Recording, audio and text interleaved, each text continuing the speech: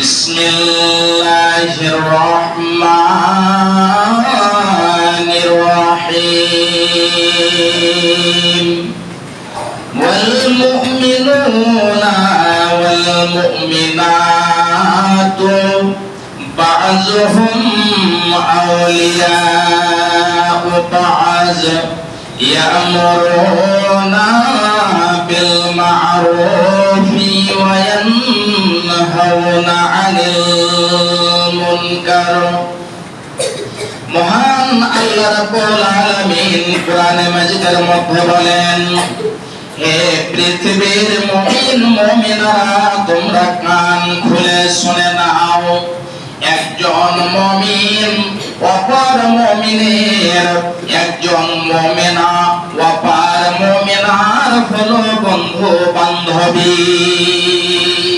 যখন কোন মুমিন কোন বিপদে পড়ে যাবে, যখন কোন মুমিনা কোন বিপদে পড়ে যাবে, যখন কোন মুসিবতে পড়ে যাবে, তখন সেই এক মুমিন অপর মুমিনের সহযোগিতা করবে। একজন মুমিনা অপর মুমিনার সহযোগিতা করবে। যখন তাদের প্রতি কোন মুসিবত নেমে আসবে, এমন সময়তে একজন মুমিনের কর্তব্য হবে যে সেই মুমিন ভাইয়ের মুসিবতে শামিল হয়ে তাকে উদ্ধার করা। একজন মুমিনার কর্তব্য হবে যে একজন মুমিনা বোন, একজন মুমিনা মহিলা বিপদে পড়েছে, সে মুসিবতে পড়েছে, তাকে সেই মুসিবত থেকে উদ্ধার করতে হবে। শুধু তাই নয়, আল্লাহ রাব্বুল আলামিন বলেন, যখন একজন মুমিন মুমিনা একজন মুমিনের উপকার করবে, সহযোগী হবে, শুধু তাই নয়, তাদের কাজ হলো আল্লাহ রাব্বুল আলামিন বলছেন, ইয়ামুরুনা বিল মা'রুফি ওয়া ইয়ানহাউনা 'আনিল মুনকার। একজন মুমিন অপর মুমিনকে ভালো কাজের আদেশ দিবে। নামাজ পড়ো, রোজা রাখো, দান করো, সাদকা করো, যত রকম পৃথিবীর বুকে ভালো কাজ রয়েছে, মারুফ কাজ রয়েছে, সে সমস্ত কাজের আদেশ দেবে। এবং পৃথিবীতে যত অন্যায় কাজ রয়েছে, যত মুনকার কাজ রয়েছে, যখন তার চোখের সামনে পড়বে, এমন সময়তে একজন মুমিন অপর মুমিনকে ওই কাজ থেকে বিরত রাখবে। এটা হলো মুমিনের কর্তব্য, এটা হলো মুমিনের আচরণ, এটা হলো মুমিনের বৈশিষ্ট্য। শুধু তাই নয়, আল্লাহ রাব্বুল আলামিন বলেছেন, ويقيمون الصلاة ويؤتون الزكاة। মহান আল্লাহ রাব্বুল আলামিন বলেছেন যে মুমিনেরা নামাজ আদায় করবে এবং তারা যাকাত প্রদান করবে, এক অন্যকে নামাজের আদেশ দেবে। যখন সেই আল্লাহ রাব্বুল আলামিন তাকে মাল দিয়েছে, ধন দিয়েছে, সেই ব্যক্তি ধনট্টশীল, ওই ব্যক্তির মাল যখন নিসাব পর্যন্ত পৌঁছে যাবে, তখন তার মালের যাকাত বের করবে। আল্লাহ রাব্বুল আলামিন বলেছেন, এরাই হলো মুমিন যারা নামাজ আদায় করবে, নামাজ প্রতিষ্ঠা করবে এবং তারা নিজ মালের নিজ ধনের যাকাত আদায় করবে। আল্লাহ রাব্বুল আলামিন আরো বলেন, ওয়ায়ুতিউনা আল্লাহা ওয়া রাসূলাহু। আল্লাহ রাব্বুল আলামিন বলেছেন, এবং তারা আল্লাহর এবং আল্লাহর রাসূলের ইতাআত করবে। মহান আল্লাহ রাব্বুল আলামিন তাকে যে আদেশ দিয়েছে তার প্রতি সে আমল করবে। আল্লাহর রাসূল যে আদেশ দিয়েছেন তার প্রতি সে আমল করবে, আল্লাহর রাসূলের আনুগত্য করবে, অনুসরণ করবে। আল্লাহ রাব্বুল আলামিন বলেছেন এই সমস্ত লোক তারাই হলো যাদের প্রতি আল্লাহ রাব্বুল আলামিন রহম করবে। তাহলে একজন মুমিনের কর্তব্য হলো, একজন মুমিনার দায়িত্ব হলো যে একজন মুমিন মুমিনা যখন বিপদে পড়ে যাবে তখন তাদের সহযোগী হয়ে দাঁড় হবে, তাদের মাথাদার হয়ে দাঁড় হবে। এটাই হলো মুমিনের কর্তব্য। মুমিনেরা যখন চলবে তখন তাদের কেমন ভাবে চলতে হবে একটা ছোট্ট করে আমি হাদিস আপনাদেরকে তুলে দিচ্ছি, খুব মনোযোগ সহকারে শুনবেন। বিশ্বনবী আমার বলেছেন মাসালুল মুমিনিনা ফি তাওয়াবিহিম ওয়া তারাহুমিহিম ওয়া তাআতুবিহিম।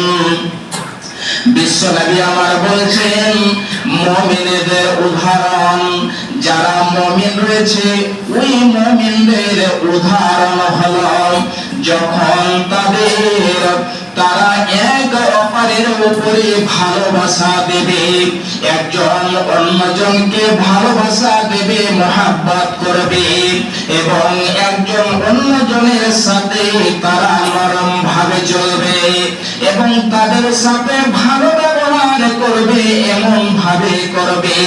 বিশ্বনবী আমার বলেছেন মাসালুল জাসাদিল ওয়াহিদি ইজাস্তাকা মিনহু আজউন তাদাআলাহু সাইরুল জাসাদি বিসসাহরি ওয়াল হুম্মা।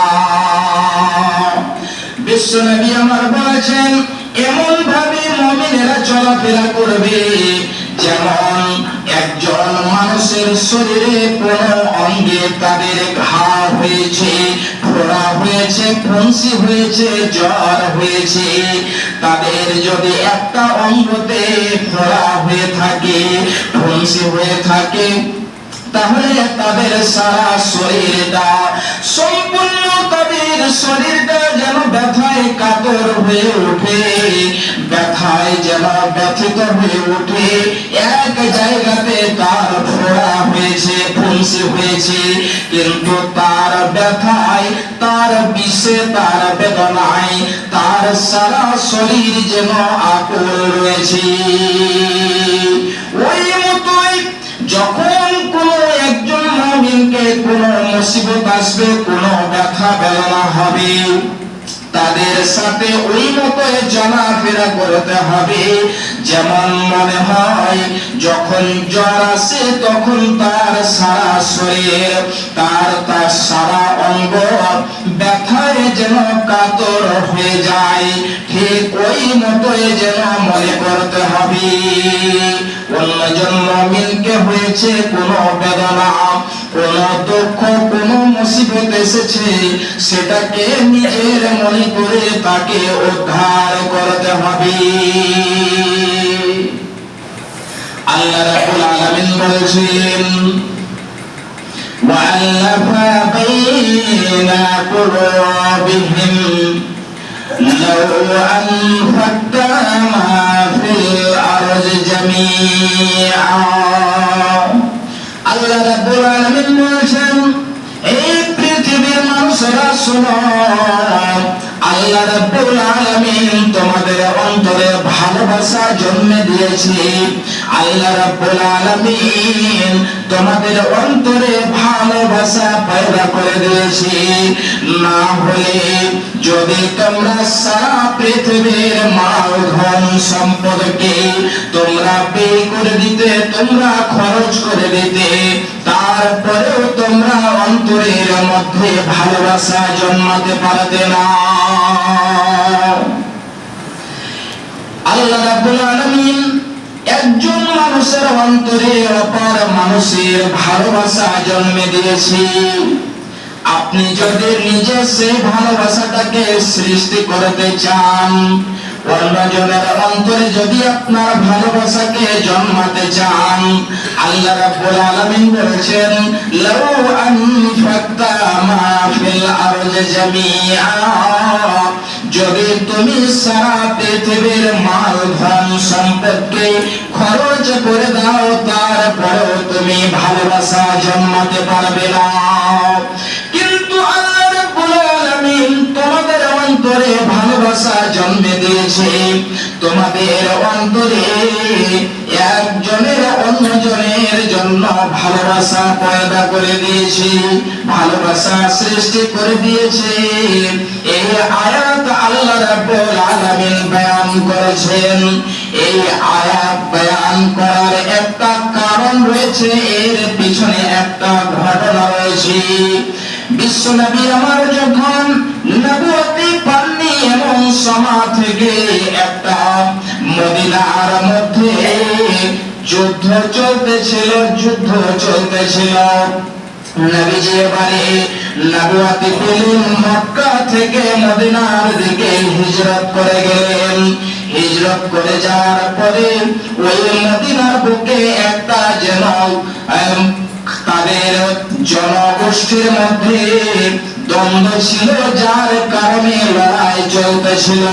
যে লড়াইটাকে জঙ্গে বাস বলা হয়, বাসের যুদ্ধ বলা হয়। এই যুদ্ধ এক দুই নয়, প্রায় 120 বছর ধরে, 120 বছর ধরে চলতেছিল। এমন ভাবে এই লড়াইটা চলতেছিল, এই যুদ্ধটা চলতেছিল। যখন কোন এক গোষ্ঠীর, যখন কোন এক খানদানের একটা লোককে হত্যা করে দেওয়া হতো, তখন তারা অতক্ষণ পর্যন্ত আরামে বসত না, যতক্ষণ পর্যন্ত তার বদলা না নিয়ে নিত। এইভাবে লড়াই চলতে চলতে এমন হয়েছে, কেউ যেন স্বামী হারিয়েছে, কেউ ছেলে হারিয়েছে, কেউ বিবি হারিয়েছে, কেউ পিতা হারিয়েছে, কেউ যেন ছেলে হারিয়েছে। এমন করে অনেক জন নিজের ছেলেকে হারিয়ে ফেলেছে, নিজের সন্তানকে হারিয়ে ফেলেছে, নিজের বুককে খালি করে ফেলেছে।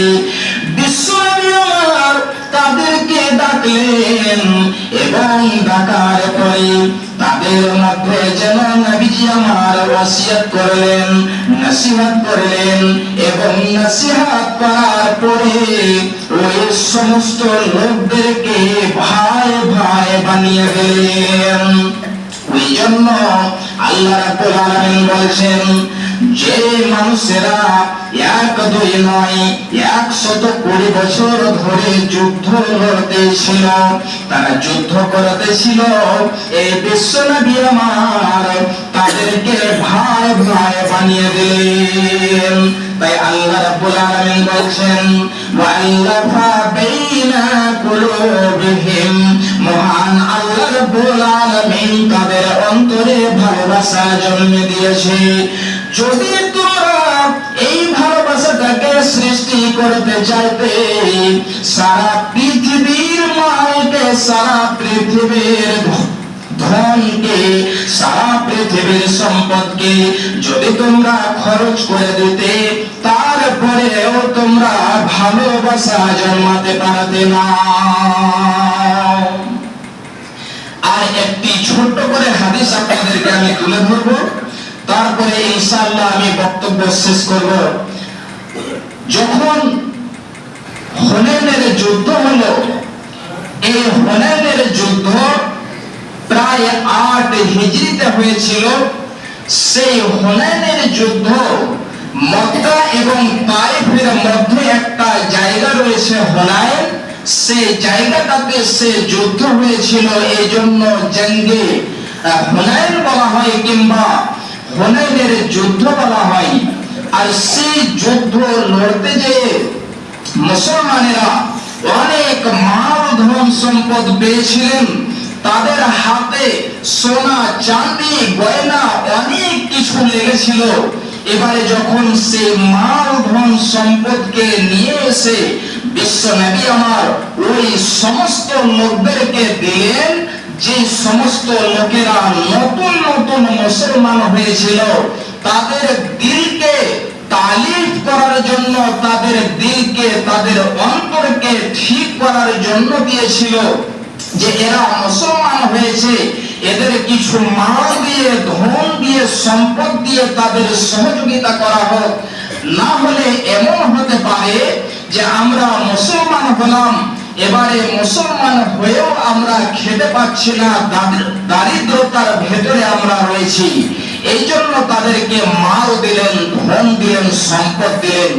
এবারে আনসারের লোকেরা, নবীজির কানে এই কথা পৌঁছে গেল।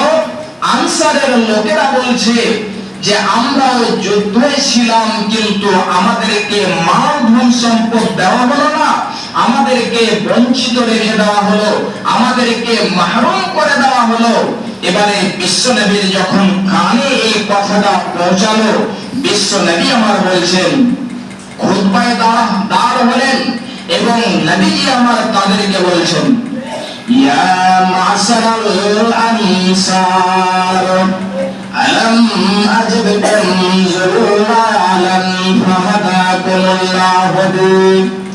হে আনসারের দলেরা, তোমরা কান খুলে শুনে নাও, তোমরা কি পথভ্রষ্ট ছিলে না, তোমরা কি গোমরাহ ছিলে না? আল্লাহ রাব্বুল আলামিন আমার দ্বারাই তোমাদেরকে পথ দেখিয়েছেন। তোমরা বেঈমান হয়েছিলে, তোমরা মুশরিক হয়েছিলে, তোমাদেরকে আমার দ্বারাই আল্লাহ রাব্বুল আলামিন পথ দেখিয়েছেন।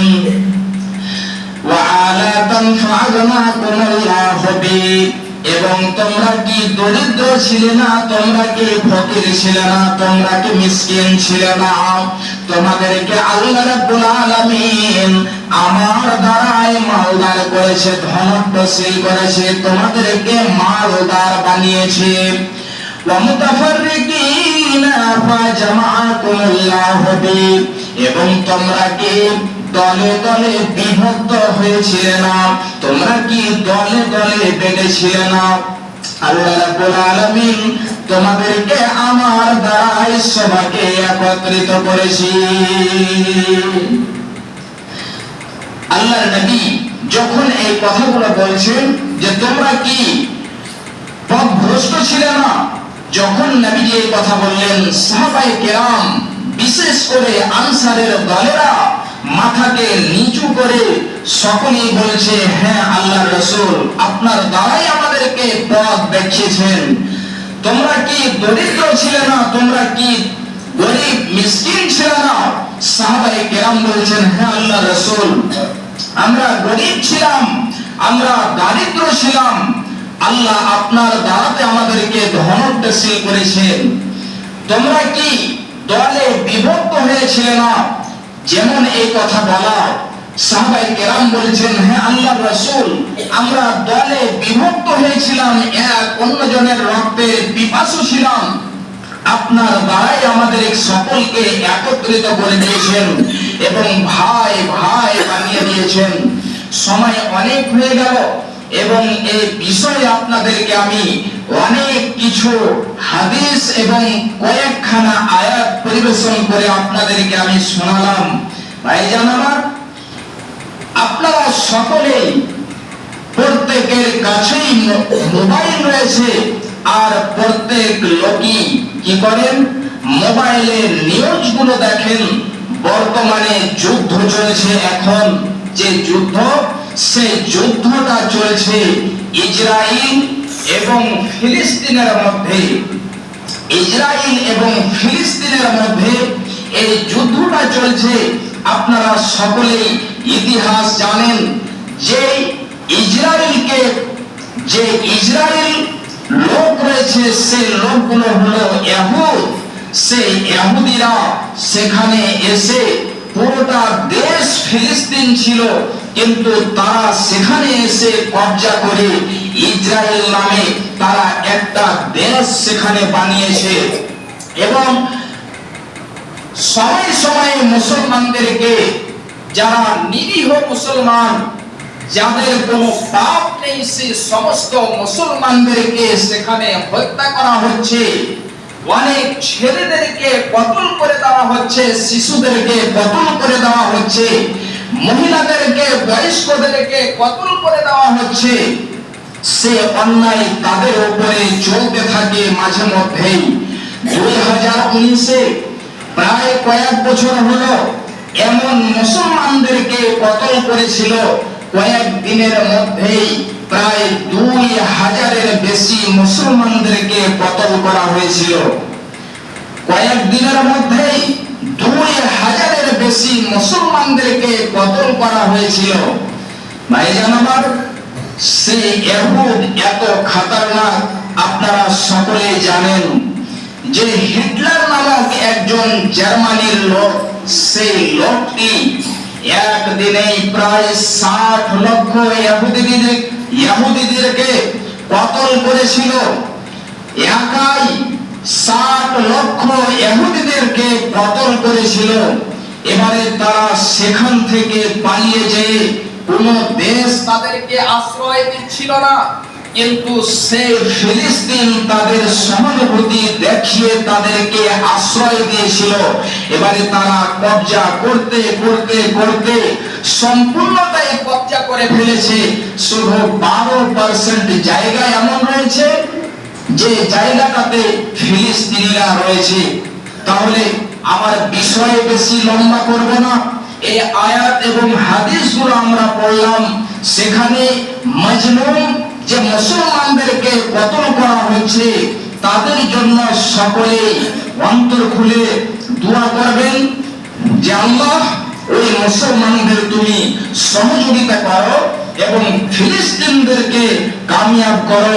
সকলে বলুন আল্লাহুম্মা আমিন। আল্লাহ সেই ইহুদিদেরকে আল্লাহ তুমি হালাক করো এবং মুসলমানেরা যাতে সেই বাইতুল মাকদিস কিংবা মসজিদে আকসা, যে মসজিদে আকসা রয়েছে সেই মসজিদে আকসার প্রতি যাতে তারা অটল থাকতে পারে এবং সেটার হেফাজত করতে পারে, আল্লাহ তুমি তাদের তৌফিক দাও। সকলে বলুন আল্লাহুম্মা আমিন। আল্লাহ এই বিশেষ ভাবে যে নিরীহ মুসলমানদেরকে হত্যা করা হচ্ছে সেই নিরীহ মুসলমানদের সহযোগিতা করো। আল্লাহ যে শিশুদেরকে হত্যা করা হচ্ছে সেই শিশুদের আল্লাহ তুমি সহযোগিতা করো। আল্লাহ যে বৃদ্ধ এবং মহিলাদেরকে হত্যা করা হচ্ছে আল্লাহ তুমি তাদের সহযোগিতা করো। সকলে বলুন আল্লাহুম্মা আমিন। এবং বিশেষ কিছু আরো যে আমাদের কথা রয়েছে, আমাদের সমাজে অনেক দ্বন্দ্ব থাকে। এই হাদিস এবং কোরআন যে আমি বললাম সেগুলো শুনে আমাদের সকলকে কি করতে হবে, তার প্রতি আমল করতে হবে এবং সকলেই যাতে ভাই ভাই হয়ে চলে। আল্লাহ তুমি আমাদের সকলের দিলকে পরিষ্কার করে আমরা যাতে এক অন্য মুমিনের সহযোগী হয়ে থাকতে পারি, আল্লাহ যাতে আমরা সকলে মদদ করতে পারি, তুমি আমাদের তৌফিক দাও। সকলে বলুন আল্লাহ।